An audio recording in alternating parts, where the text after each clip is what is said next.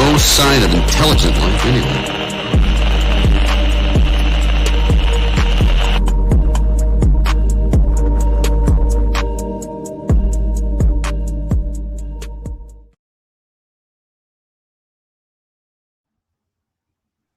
As y'all can see, everybody, can everybody hear me out there, guys? We got you. Awesome. Hear you. Look, well, as you can see, we got a special show. This is part 2. Me and Jeff, Superfan's been looking forward to this since part 1, but we have the legend on today, Mr. Frank Dukes. Mr. Frank, I'm going to tell you, we've been talking about your legacy, and as more of I've dug deeper into your legacy, I've been more amazed of people that talk about you. I just want to say, thank you for coming back on. Well, my pleasure. Absolutely my pleasure. I'm looking forward to having, a venue to say some things, clear the air on a lot of things.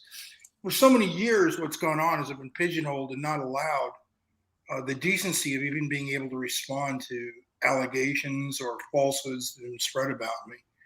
And that's because, the narrative is controlled by a small group of people who basically turn the martial art industry in the United States into a virtual cesspool.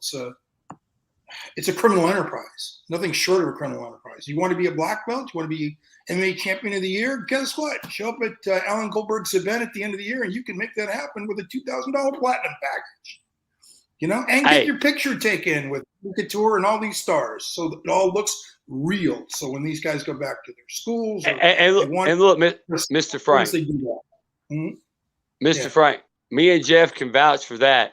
From ever since our first conversation with you doing the first interview, and just the funny stuff that we were saying, how Alan has portrayed himself to me, he's made slanderous allegations to me.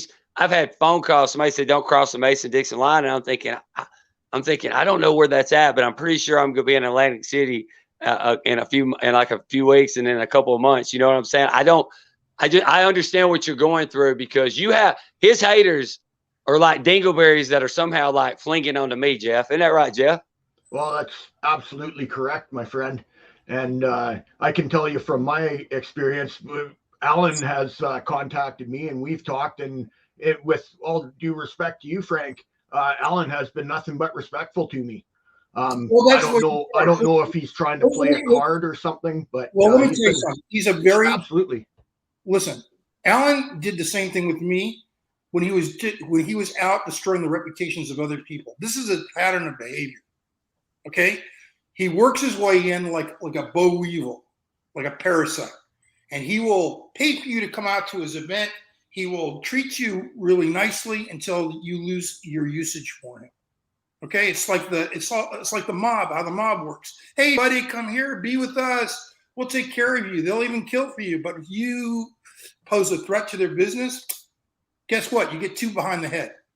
Yeah, understandable. Okay? That's the nature of it. And you have to understand, you need to go back and look at a pattern of behavior here.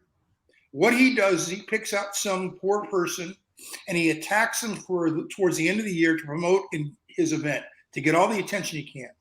Or he goes after former business partners. He had a business partner by the name of Alan Woodman. I was there when they cut their deal. Okay, I was in the room. I heard what happened, and Alan wanted me to lie about Alan Woodman, saying he stole money. He didn't steal money. Alan piecemealed what he was supposed to give to Alan. He was supposed to draw up the papers between them. They had a falling out in their business, and when partnerships go awry, you go your separate ways. Alan Woodman was trying to be a decent guy and actually give him whatever money he invested in the business back to him. I even went in and said to Alan Goldberg, "Hey, Alan, to put all this crud that you have going on with Alan Woodman aside, it's hurting the industry. I'll pay you. Whatever the guy pays you, I'll pay you, and let me have your interest in his business. I'll take it over for you." And that's when it really dawned on me.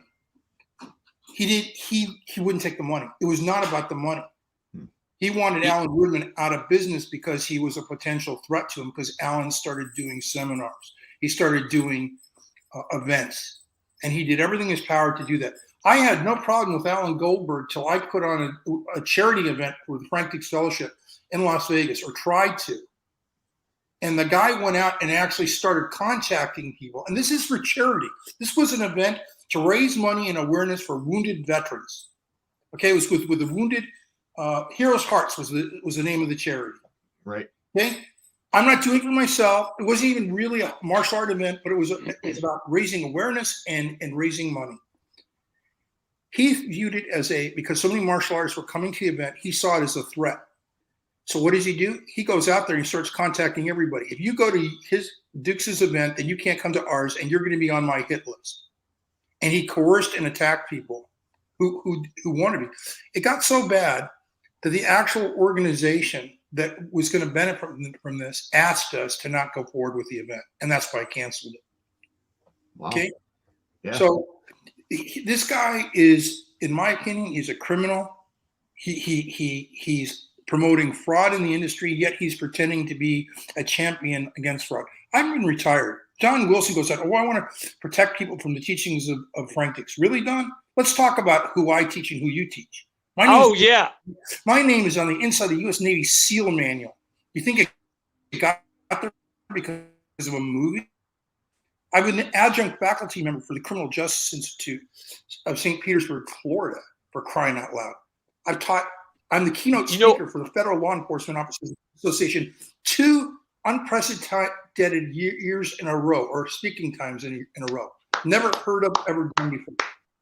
Okay, right. Those are just a sampling of my credentials. You know what the problem is, though, Mr. Frank? You know what the whole problem is, though? It don't go down to any of that. It comes down to your movie was better. Oh, that's what it all comes down to. And look, everything. Me and Jeff were talking about it. There's a rebirth of like Frank Dukes, like YouTube stuff going right now. Phenomenal. Yep. And I got so many like messages. You're a piece of shit from this, and I'm going to say this right now because Viking Quest guy, isn't that his name? Viking Quest, Samurai Sword, Samurai Viking, Samurai Viking. If you watch this, bro, you say I want to get people that talk good about Frank Dukes on your show, and you have a little bigger audience than me.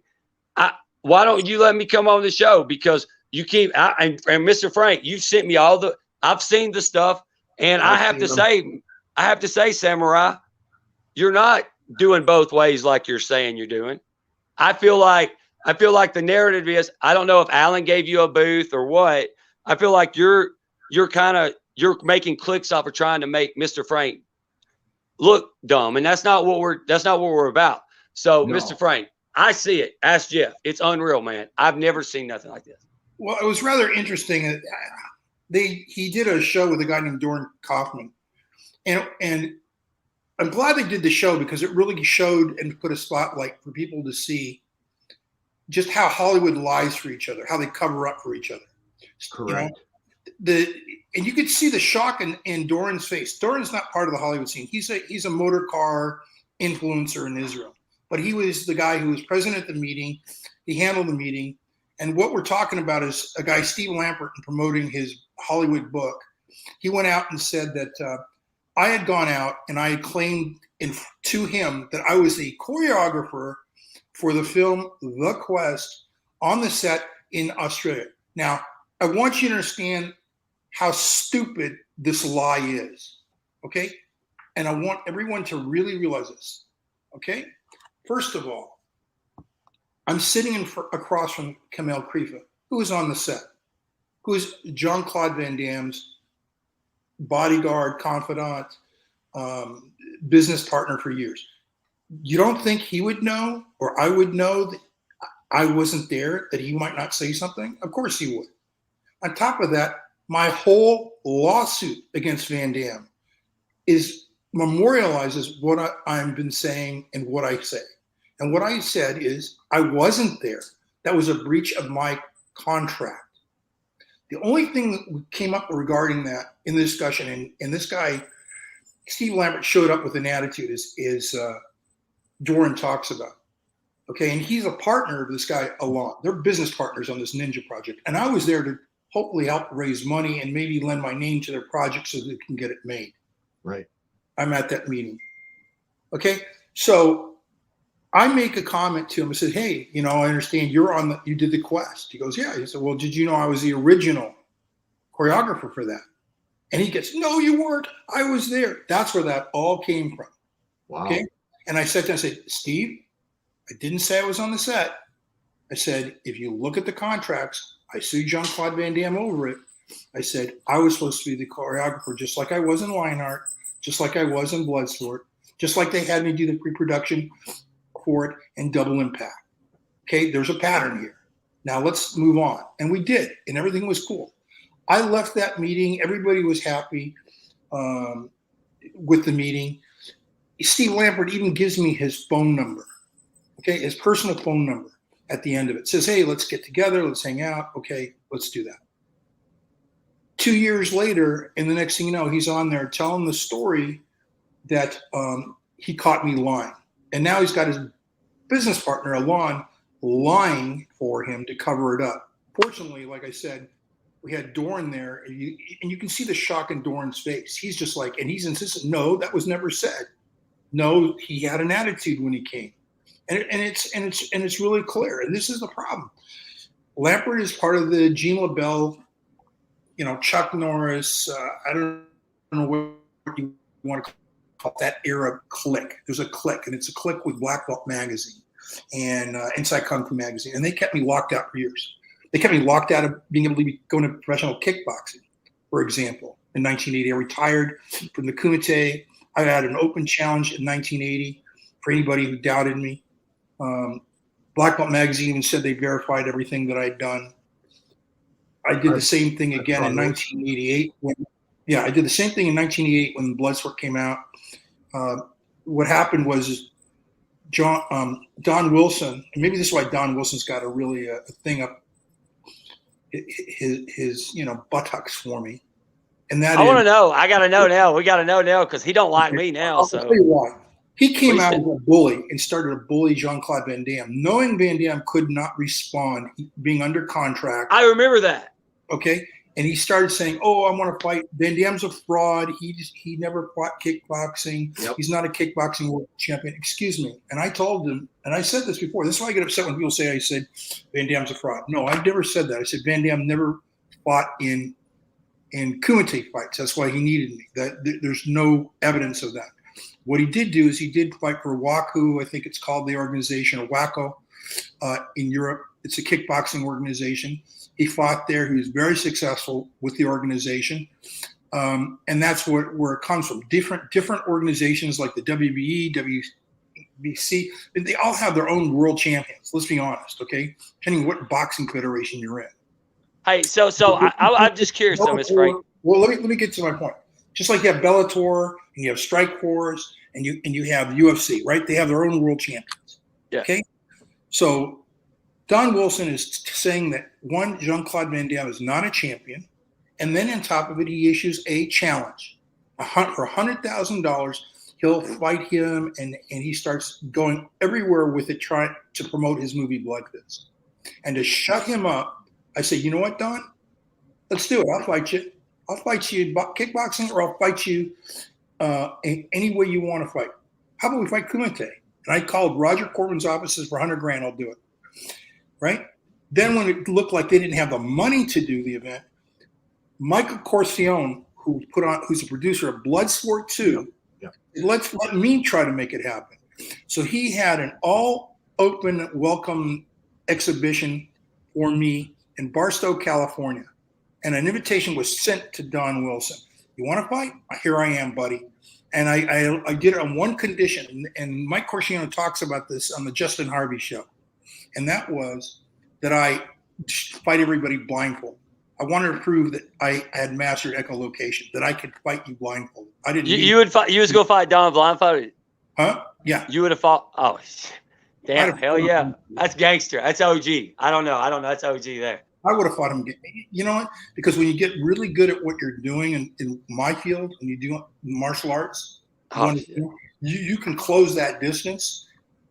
A lot of great grapplers, if you look at them, they can't see what's going on, but they're making their movements, right?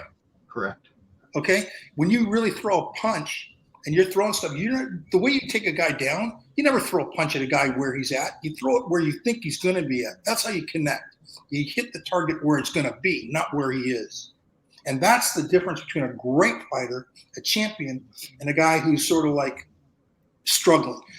Okay, that's one of the little secrets. Don's really good at. He has a really good. I'll give Don credit.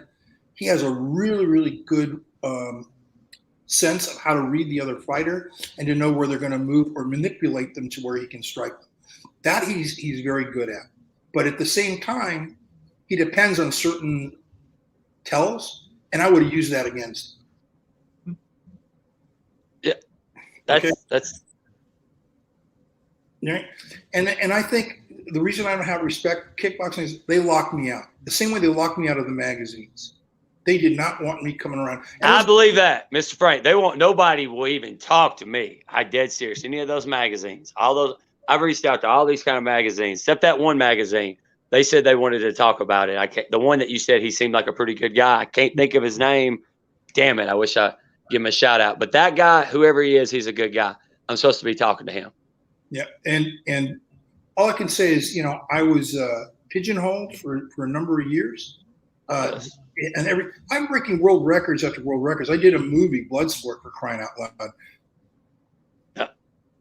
You don't Dude, who mentions to hear about it in the magazines at all.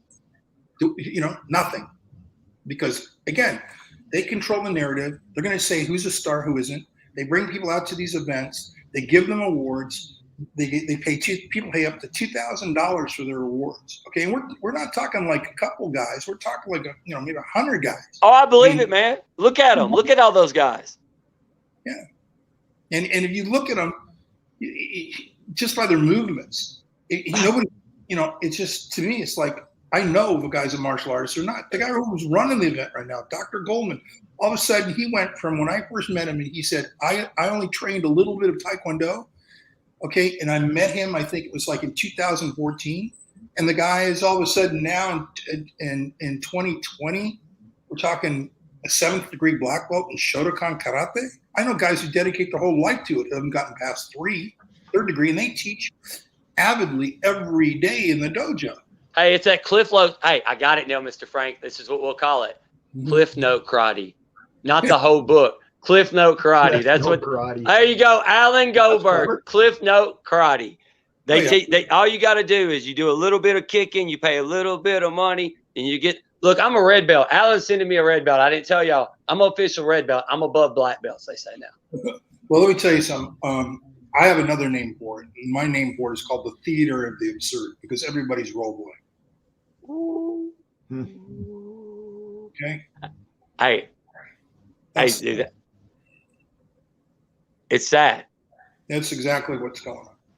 And I don't like to talk bad about any person. I don't look for a fight. That's why you don't see me responding to no, you don't. You never do. I give you props on that. Everybody shits on you every day, and you never do anything. That shows more honor in karate than what they do. That's what I've been saying to them.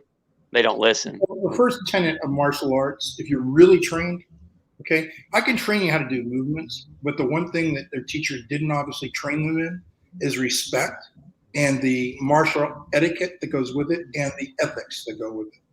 Okay? If you have ethics, you wouldn't be going to Alan's event in any shape or form, not even to meet with other people, because what you're doing is you're promoting the systemic poisoning of the arts. That's what you're really doing. And you're making innocent people vulnerable.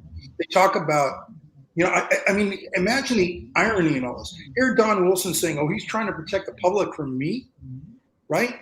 With all his slanders and his lies. What are you doing to the public, though? What have you done wrong to the public? That's what I want to know. You brought Bloodsport. That's better than anybody. Most people never do that. I mean, that's what I'm saying. That should be enough said. That's your trump card. Well, but my point I'm trying to make is he's pretending that he's protecting the public. Meanwhile, what is he doing? He's promoting and part of an event and getting paid for the selling of honors and ranks. Who is he kidding? Okay, he says, "Oh, I would never use cocaine because I'm a speaker for the A4M conference, the longevity conference." Are you kidding me? That whole thing is really more set up for, I think, doctors to be able to have a party on the weekend and be able to say they did their continuing education. I've gone to the event. The so-called speaking thing he's talking about is a stage in the middle of the convention floor where there's nobody there but other martial artists in this whole crowd, the same crowd. And they're talking to each other. Okay? And I could go on and on about this, and I've seen they do of drugs. I've seen it with myself. I've been up to the penthouse party of the guy who puts on this event, and you can see the stuff flowing in the back room, you know? And I've seen, you know, I know what I saw. You understand what I'm saying? And that's it. Yeah. Okay, and you can try to hide it and say, oh, I would never live that lifestyle. Yeah, you do, buddy. You do. You know? You do. Now, what do you have to say to those guys now that they're trying to get into the limelight by calling you out on the acts that they say that you never accomplished? What? First of all, here's the reality of the situation. Before they did the movie, they did their due diligence. They got to the writer, Sheldon Lettich, who stole from him. He has a history of taking credit for my intellectual property. Okay? Let's start right there. And that was exposed in my case with Van Damme. Okay. All right? It took the Writers Guild to come in and back on the script where it says story by Frank Dukes and not Sheldon Lettich. He got away with it for Bloodsport for a simple reason. He brought in the money and he negotiated away from me the credit. We were co-writers on that whole thing. And the reality of the situation is, you know that because we shared the same attorney, Mike Frankel. Yeah. Mike Frankel could give testimony to that, and he would give testimony to that. And did when we did my case with FM Entertainment. The reason people have gone on the bandwagon and say it never existed and all this is to try to break it away so they don't have to pay me the monies that I am due, okay, for doing sequels. You see, it says it right there in the movie, guys. I got it up on the screen right there. Look, I want to make it real clear. It says based upon true events in the life of Frank Dukes. It doesn't say it's a docudrama. It says based upon. Okay? Right. The Black Dragon organization exists. It's a fight test that we use amongst ourselves. They post it on their website. To this day, my records are up there for what it is. Correct. If you go to my website, you can see the head of the Black Dragons, Lawrence Day, talking about my fights. You can see the vice president of Warner Brothers, who was involved in the making of Enter the Dragon, who was at the event, who talks about my fights. Right. You have the director of Mexico's Psychology of Sport, who interviewed Kumite fighters, who talks about me winning the event and even knowing about me well before Bloodsport was ever known or made into a film. Right. Okay. Right. And you have guys like Big Jim McCoon, who's a very well-known kickboxer. He came out and talked about being at the actual event. So, you know, they can talk and run their mouths. It didn't go. They can when footage comes up from the past and they can say, oh, that's somebody else. They can say whatever they want, but people aren't stupid. They can look at the footage. They can see who's in it. You can see the resemblance. Okay. And I can sit here all day and I'm not going to get in a debate with these idiots because they lie and they fabricate information. They do. Especially. Listen, that guy has turned around, took a picture that we did a film together called Firefight. Yep. And I remember he did some publicity pictures of all the actors, and I was one of them in the film, which I didn't want to be in the film, contrary to his claims. It was just the opposite. But he asked me to be in it because we were running short of having people be in it. And he wanted somebody with some real military training and background to be there to help him to make the damn thing look real because it was all taking place in Vietnam. Right. You're right. So I could help him put the uniforms on the guys right and do whatever I needed to do and put the graffiti on the side of the helmets, that kind of thing, to give it the real feel. Right. Anyways, the picture he took of me is the one in this brochure. And lo and behold, what does he do? He contacts everybody I do business with. And this bogus brochure with my bogus picture in it. And it's obviously an actor's picture because it's not in a martial art uniform, which is what you see all my pamphlets, brochures are when I do martial arts. I mean, I've got a Gio. This one clearly is a headshot. And it's being promoted by him. And what I want to know is, How does he have a copy of that? How many years Unless later? it was part of a production. Yeah, how many years later? And it's a perfectly preserved copy. Right. We had to put up posters in my school because this stuff was circulating all over the place. All right?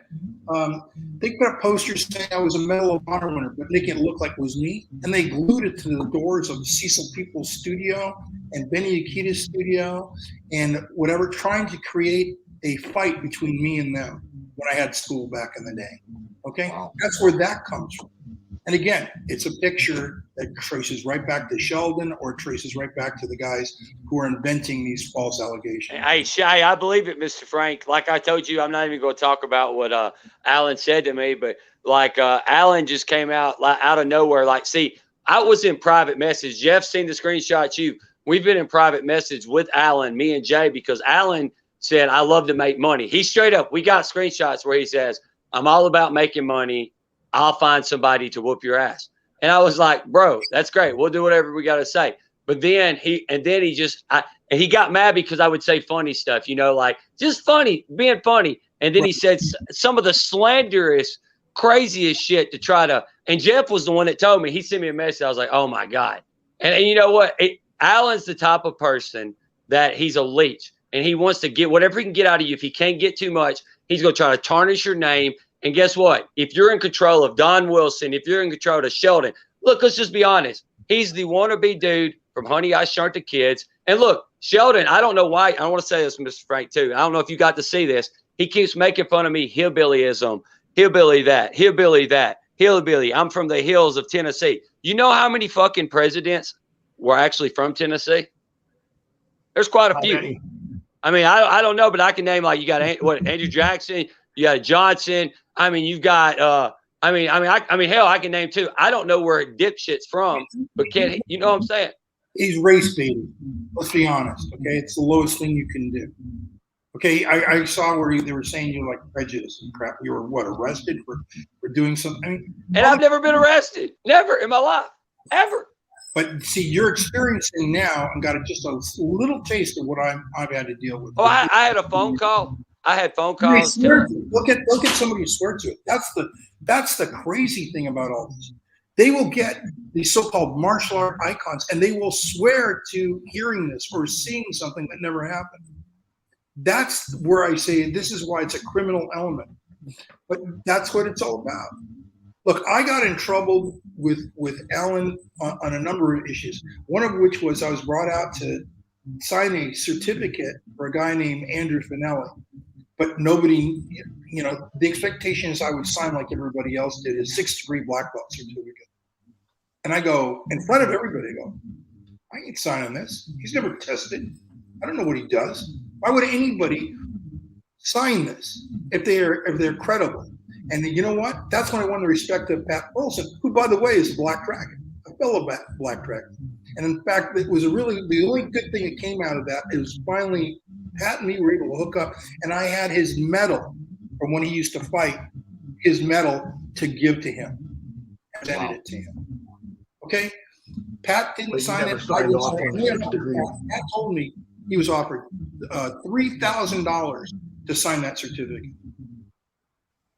Because I didn't sign the certificate, I was put on the sidelines, okay, in a round table. Everybody else sat at a main table, insulted. I decided I'm going home. My wife, we decided we didn't want to deal with these people.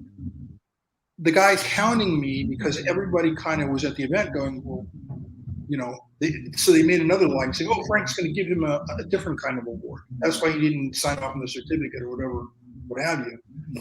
And because I was the jig, I mean, I basically let everybody know that people were just signing off on this thing. Okay? The truth came out as a result of what I did. So they were desperate to get some kind of acknowledgement from me. So they end up, a friend of mine named Jeff Lankin says, oh, hey, Frank, let's meet. We'll hang out together. I want this Chinese lunch. Fine. I go to meet Jeff. The next thing you know, Jeff shows up there, and guess who's there? This guy, Andrew Finelli.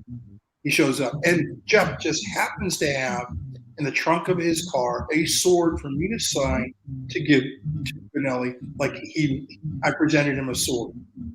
Okay. Wow. That's how extreme they went.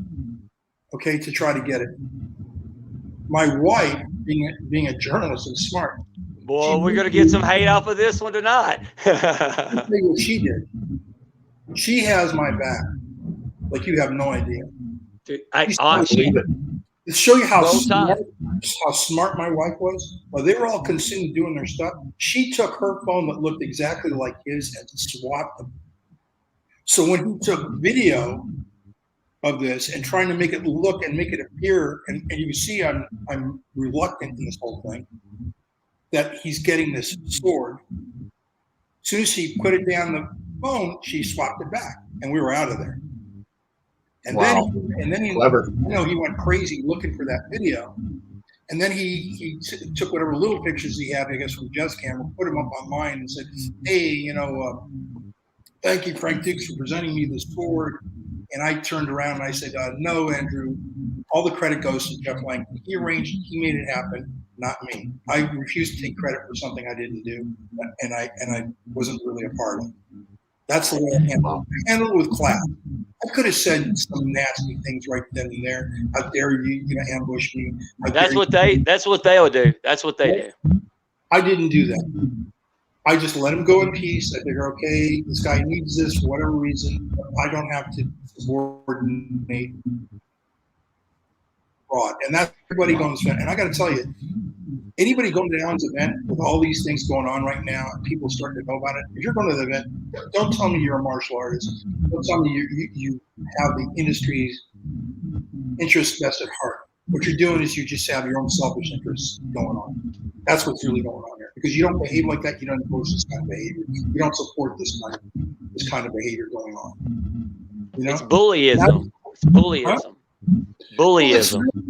It's worse than that. Look, martial arts used to have an ethic. We're champions. We're supposed to be the warriors who fight for a right. And part of that is like, no, drawing a line in the sand and saying, sorry, you don't get my support. Sorry, I'm not going to stand by and try to walk a fence. And that's what we have right now, a generation of fence walkers, not warriors. Okay? They're fence walkers. They're all about looking good or trying to be good and be part of that pat on your back thing, and they're not taking a stand. Well, it's good men that have to take a stand. Warriors take a stand. Warriors go in the ring and they fight. They fight. Come win or lose. They don't cheat. They don't steal. They don't have to do things that are dishonorable. Okay, because they only cheat in their own victories, themselves. They understand that. Okay, a cheated victory is a hollow victory. It's that simple. I got to where I am today because I worked hard and I endured a lot, and I still endure a lot of emotional attacks. They're based on trying to break my spirit.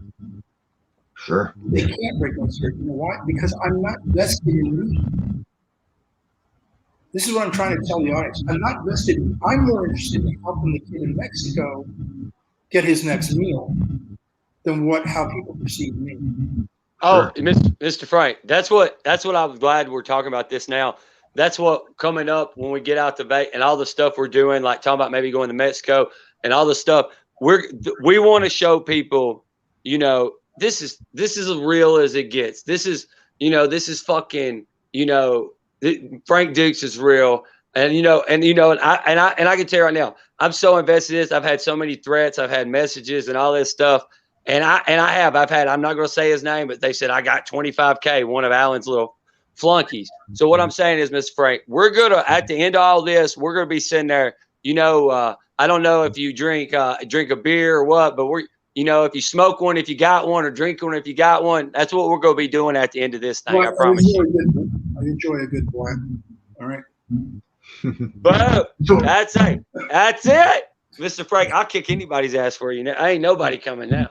The Bloodsport reality series is going forth. You guys are going to do it. We're going to go forward with it. We're going to try to see where we can go with this.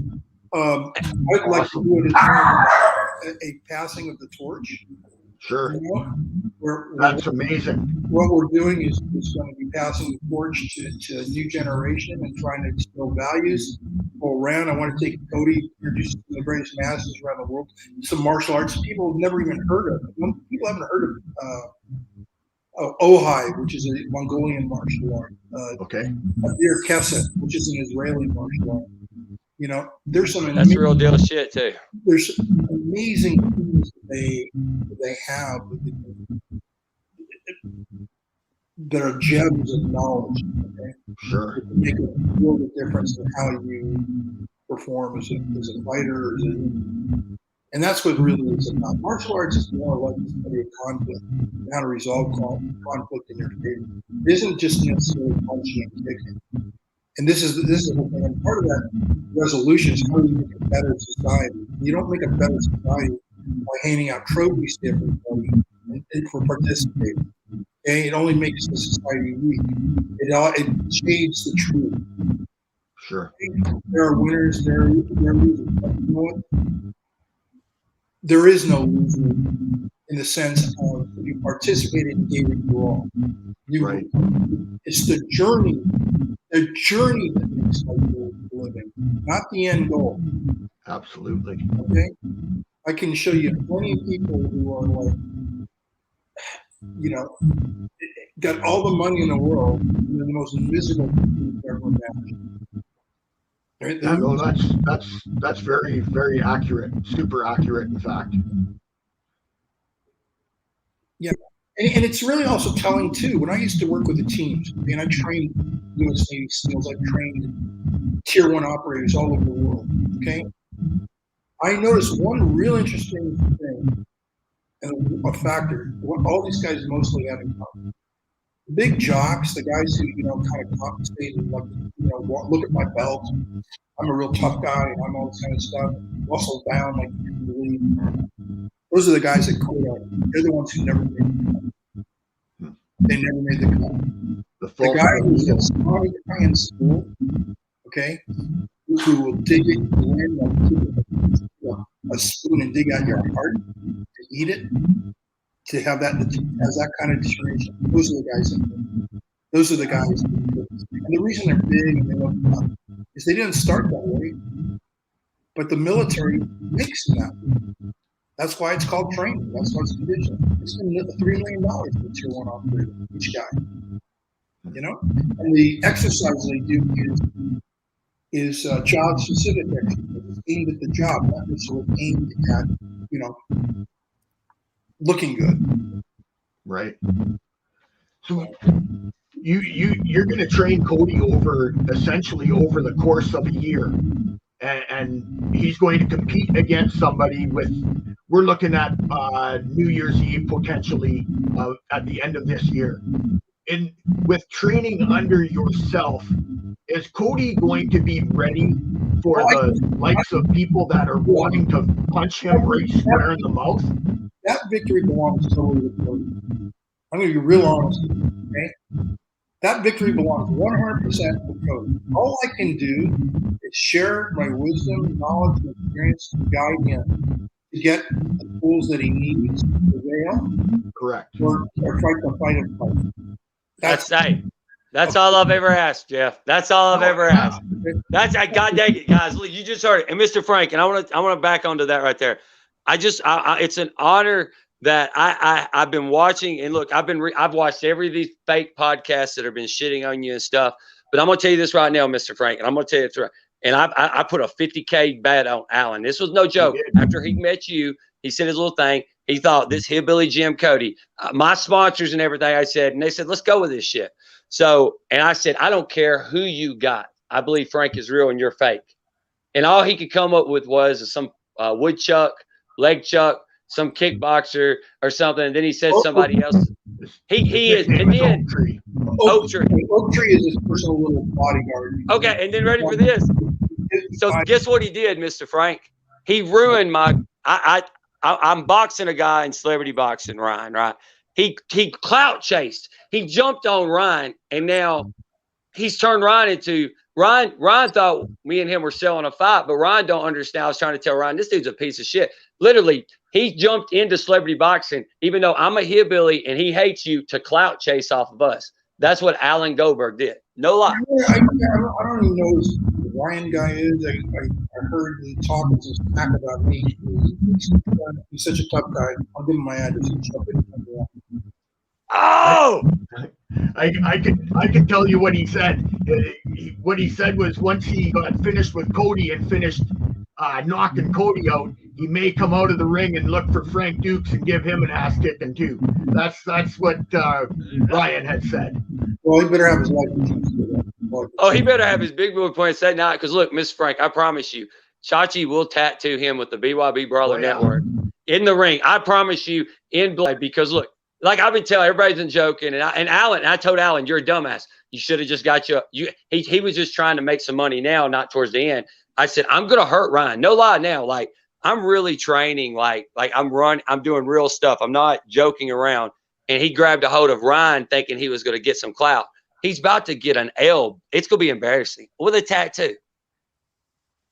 Well, like I said, I think what's revealing is Ryan's character. I'm not involved in shape or form, but he's talking about big stuff. Yeah, he made fun. Guys who talk big.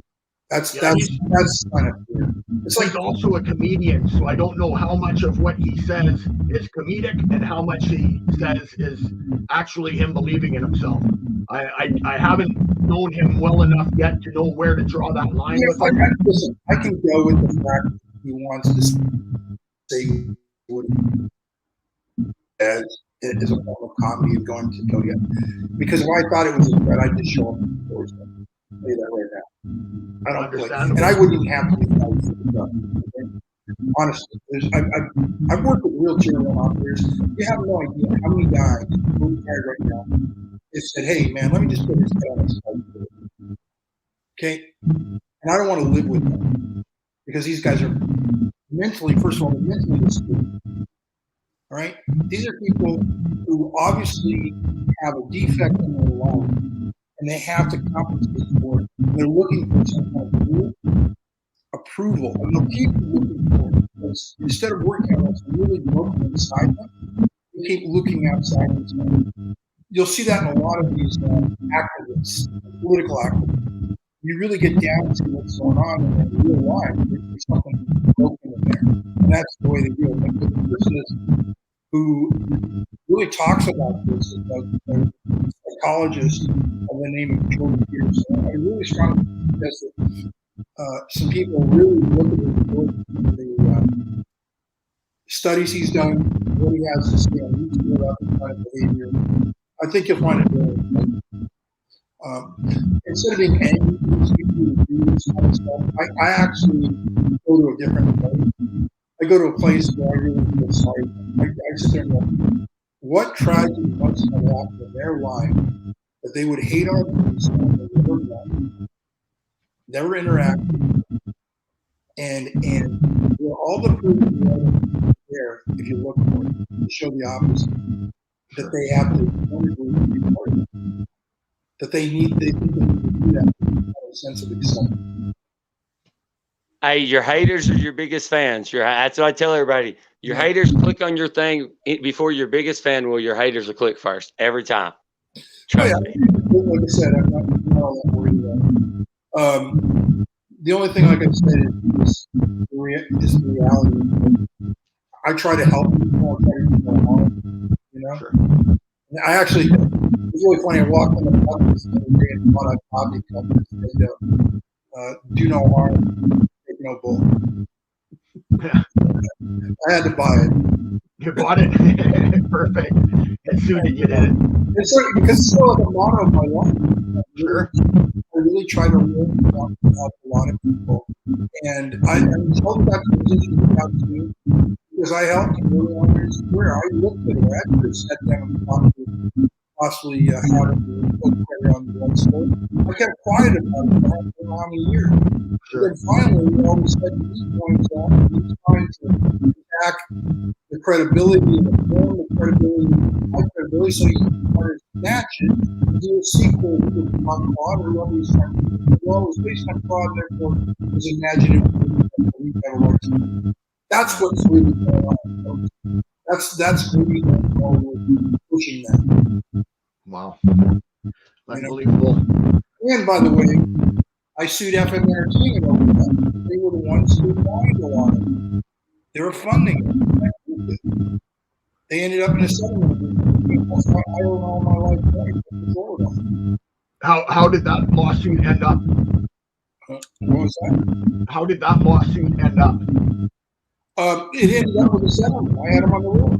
Wow. They can only do one agreement. They can only do a green or green remake. That's it.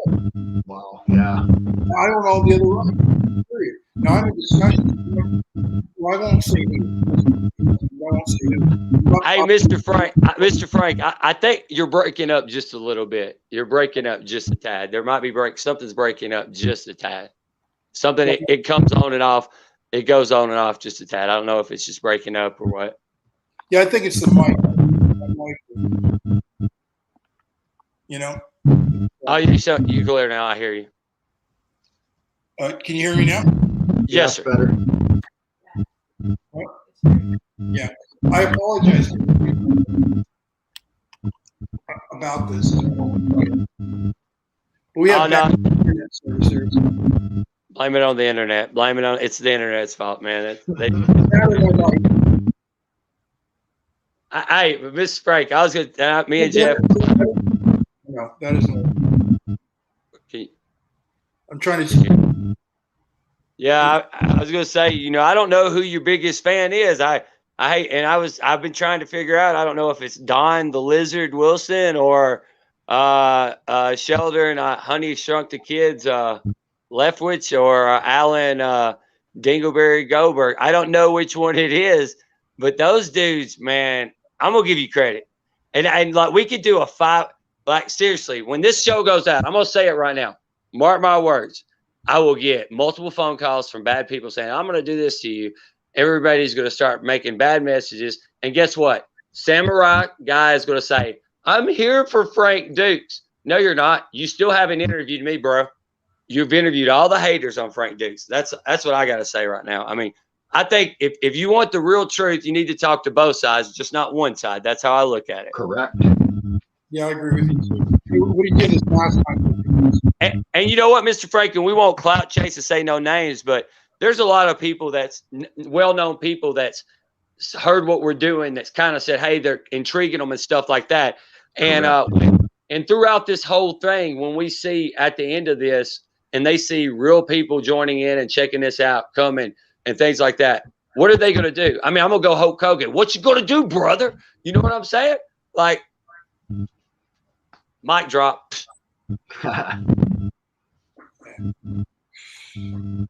I wish we had a better connection, guys. But it's I wonder if the last time was trying to figure out. No, your phone sounds good 1 minute and then it cuts out the next minute. Really? Interesting. Yes, sir. 1 second it sounds good, next minute it sounds, but I mean it sounds good altogether. But it's just, hey, it could be the internet. Are you in Texas still? Still in Texas. It's a Texas internet, man. It's a Texas internet. But isn't it your wife's birthday today? It is my wife's birthday. Wow, happy birthday. And she's an Alabama fan, like she said. Bama just won, about to get the Natty Monday night, so roll tide to her. You know, I got to give a shout out to Bama. She was a cheerleader, I think. Hey, look, I'm a diehard Bama fan, and when she said that, I said, well, shit, Frank Dukes is the motherfucker. Frank Dukes is the man. He's not only Bloodsport, he gets an Alabama cheerleader. I mean, Frank Dukes, you know what? I got cheerleader. Look, I'm gonna go ahead and bravo to you, Mr. Frank Dukes. Bravo to you. You are the real life I don't even know what. Hold on a second. While y'all are talking, I got a picture somewhere. I'll find it. Right. Good God. Didn't we have a mic problem last time we were on? Because I changed devices. I went to my phone to the internet. Yeah, I believe there was a little bit of interference then. There we go. Facebook took down a Chuck Norris post. So Chuck Norris took down Facebook. Then Frank Dukes made Chuck put it back. You know, we should do some isms like that. One guy did a bunch of Frank Dukes with Chuck Norris. We should actually have a contest to ask people to start sending that. That would be kind of cool. I want to bring back the old school karate. That's what I'm saying. I'm telling you, this is our generation is kind of losing. All the movie storylines are, you know, crazy storylines now. There's no good versus evil, you know, till the end, you know, unless you're watching Star Wars. And sometimes the good people die at the end in that. So what I'm saying is you got, you know, like for instance, Lionheart. We keep talking about Bloodsport because that was about you. But your fight choreographics in Lionheart is one of the top movies of my lifetime. When he fought that dude at the end, what was that? That was when I was a kid, that was the scariest dude of my life. When they fought that was one of the best scenes of my life when he beat the guy. I felt like I could do anything after that. Yeah, Lionheart was more or less a takeoff of the original Bloodsport, which was really about fights, singular fights that was involved, and then it built at the very end. That was my script. I had my script in 1980. 5 years before Sheldon's involvement. The original producer was Deal. Descon was gonna. I thought we were gonna have a deal, quite honest. But then they backed out, and then when that happened, that's when Mark DeSalle walked into the studio with Sheldon. And the real story of how Bloodsport was made, it wasn't running around in the bar with Sheldon.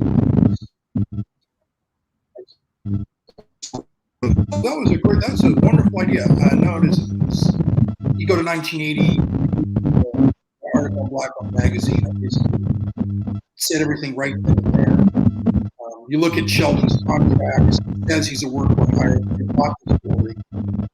They didn't say like rights, it says they bought the story. Okay? My contract says they bought the story. Right? I have the WTA registration. It was originally Return of the New. Changed it because shortly thereafter comes a film. We didn't want to do a title fight with Kevin Films. All pieces. He was doing that, and they were bound to Return of it. So I changed the title to Bloodsport, which, by the way, comes from. I got the idea from a doctor in England when they fight dogs against them. That's where the title comes from. Okay? And I used that same thing when I had a fight early on as a kid. I made a joke of it. And I did my Howard Cosell imitation. I go around and say, you're hard. You know, everybody.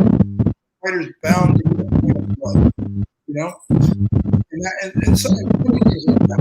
It's more like myself. That's where that link is. That's to Sheldon, and of course he took credit for it later. He shut up and found out he did. I had already been touting this thing, so obviously he couldn't have done it. So, just to give you an idea. Yeah. Okay. And I don't mean what's his name, Ryan? Whatever. You guys are joking. No. I don't. Look, I can tell you right now, straight up. I'm gonna say it now. I was just gonna knock him out for shits and giggles. Superfan knows that. But since Alan has said what he has said about me, and Ryan has leached onto him, and Ryan is a guest of honor at that event. Ryan's a guest of honor at that event now. So now, because of Ryan of this, I promise you, Ryan. I got a show later on tonight. but I got a 45-minute boot camp I got to hit up right after this. And then after that, I'm going to hurt him just for the fact of now because of Allen. Look, Allen has ruined Ryan's. The only thing good about Ryan is comedy. It's not his comedy. His fighting is what's comical. His fighting. Nothing else. And you know what his best show was, Mr. Frank? When he made fun of me and you the other day. That's his most views he's ever got in his life, when he did a Saturday Night Live skit of me and you where he made fun of me and made fun of you. That's all he's got. I mean, like I said, I heard he jerked off Dane Cook in a parking lot or something at a comedy club or something. You know, I don't know.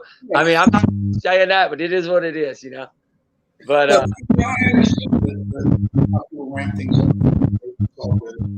You know, but when they took it to the next level and they're saying you're a racist because you're Southern. Oh, yeah. I think that. If you'll understand, Black Dragons, for example, they're really born out of Kentucky. Okay? And the chapter was really, may have been started in Chicago about a year. And John was out of Chicago teaching in the Midwest. He was teaching the Black community, because you weren't supposed to in those days. There was a bunch of Southern boys like Lawrence Day who came from Kentucky that backed up Black fighters to go into these tournaments, white some of the hotels so they could compete. Okay? It's the same crowd that pigeonholed me, and the same guys that pigeonholed Black people out of the martial arts. If you want to really look at it, take a good look at Black Belt Magazine and see if you can find a cover from 1964 and up to maybe the 90s, where you'll find a Black man on the cover of the magazine. You won't find a single one, except maybe getting beat up. A feature article. Yet Muhammad Ali was the greatest fighter of all time. He was a martial artist. There's no mention of that. How come? That is true. Right? Wouldn't you think he'd make the cover of that magazine? You think? How about Steve Standard, father of Black Federation? Yeah, but that's awesome. More. I can name a number of Black fighters. None. Okay. Yeah. Hey, so I know it's your wife's birthday, and I know y'all are going out to eat tonight. What y'all eating tonight? What's the plan? Y'all eating steak? I don't know what we're gonna do. We haven't even decided yet. One of the reasons your father had an allergic reaction to the he was taking, and so we had to address that. But him being a real fighter, he insists we go out and figure that out. Nice. I already went to take these checks for the holidays. One of my favorite places to go. And but I know you're tied up. I know you're about to get out of here, and I was going to tell you, Jay will be getting with you about that CBD stuff tonight. But also, he's been talking to a few people about the show, the reality series, and he's got some really good stuff that I'm not going to tell you over there because I don't want people to say, "Oh my God, that's really good news," and then they start talking shit about it. But there's some good news that he's talked to a few people. That's what they're saying, so they're interested in stuff. But like I said, I want to do it where it's have support. You really want to. Yeah, we're gonna see this show for a conscious growth and stop being fence walkers to really see that what's going on, behavior, and not allow it to bend. Yeah. Hold these guys accountable for what they do. And look, he went off. He maligned the character of Dave Johnson, big martial artist. Maligned him. Alan Woodman. But they were saying Alan lived in Japan. He has a child in Japan. He was married. His father is a Navy man who was stationed in Japan. He grew up there. And these guys turned around and said for the longest time, oh, he was never in Japan. He lied about it. Or that he stole money from Union Warriors. This is the kind of typical crap that these guys pull and behavior. And they ruined Alan's livelihood. They destroyed the man's livelihood. They tried that to everybody. Yeah, that's what and Don Wilson and Gary Hammond and that whole crew. And they're a crew. Okay, they are a crew. But They want some high business people, like business, letters included, contact me directly. They have no business in all of this. They don't really care about what's going on. No, they have to try to destroy people's livelihoods or everything about them. For what reason? Feel empowered, and they do it as a group. It's a game. hey, they're hyenas. That's what hyenas are, man. They all get Exactly. together. Well, They're they lion. But yeah, Mr. Frank, I know we'll do another one, and then like I said, you'll talk to Jay tonight, and we're gonna start lining some stuff up. And I know Jeff came. This is the middle of the day, y'all. He's on Pacific time, so I just wanted to thank both of y'all for doing this today because this is It's my pleasure. And again, like I said, I don't interrupt you. I want to thank you. I want to interrupt you to thank you, Cody. There you go. You really are a tremendous human being. You're a brave man. Most people would shy away just because they see a little of this kind of trouble coming their way. They wouldn't dig in and do a fight. They wouldn't call these guys out for what they are and boys. And the fact that they have actually resorted to race baiting, calling you a racist, saying you are arrested for it. Okay, that is unconscionable, in my opinion. Okay, and I don't even know what more to say than that. You know what I mean? No, thank you. I mean, Frank, I can tell you right now, a 38-year-old, I'm gonna call myself a kid right now, watching Bloodsport when I was a kid, growing up and watching, and you know, I mean, it's just unreal where I'm talking to you right now still, and you say that, and like Superfan. So, absolutely. Frank, at the end of all this, like I said, smoke one if you got one, and I wanted to thank y'all for all this. Mr. Superfan, I'm gonna end it on something cool for you right here, but I wanted to thank you for everything. All right, Sure. Hey, We're gonna get this thing lined up, and Superfan, I got you right here, man. Check this out.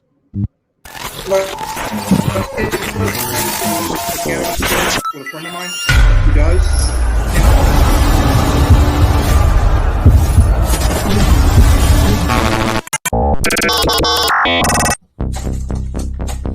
Better remind Cody to beefing up the BYB Brawler Network security system.